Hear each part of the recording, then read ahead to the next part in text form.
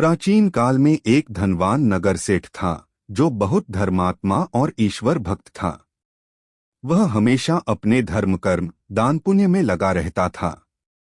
एक बार कार्तिक मास में दीपावली के समय नगर सेठ ने बहुत बड़ा उत्सव आयोजित किया और खूब दीप जलाए। परंतु उसके मन में एक अभिमान उत्पन्न हो गया कि उसने इतना बड़ा दीपोत्सव किया है जिससे लक्ष्मी जी अवश्य प्रसन्न होंगी और उनकी कृपा से उसे असीम धन वैभव प्राप्त होगा। लेकिन लक्ष्मी जी ने देखा कि नगर सेठ के मन में अभिमान आ गया है, इसलिए उन्होंने उसे सबक सिखाने का निश्चय किया। लक्ष्मी जी एक वृद्धा का रूप लेकर नगर में उस सेठ के घर पहुंची।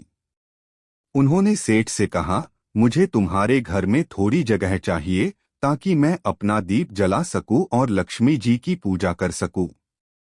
सेठ ने वृद्धा को देखकर सोचा कि यह गरीब वृद्धा मेरे घर में दीप जलाने से लक्ष्मी जी को कैसे प्रसन्न कर सकेगी, और उससे यह कहकर मना कर दिया, यहाँ जगह नहीं है, तुम किसी और जगह जाकर दीप जलाओ।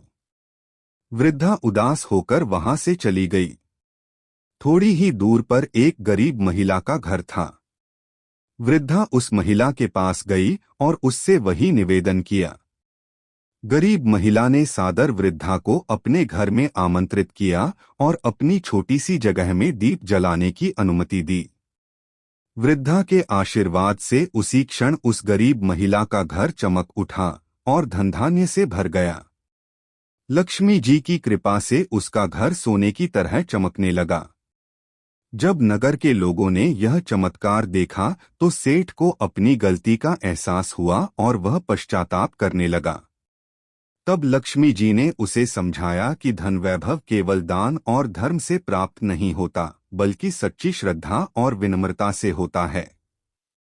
जो व्यक्ति अभिमान छोड़कर सभी को सम्मान देता है, उसी के घर लक्ष्मी जी वास करती हैं। इस प्रकार दीपावली की रात लक्ष्मी जी उसी गरीब महिला के घर में वास करने लगीं, जबकि सेठ को खाली हाथ रहना पड़ा।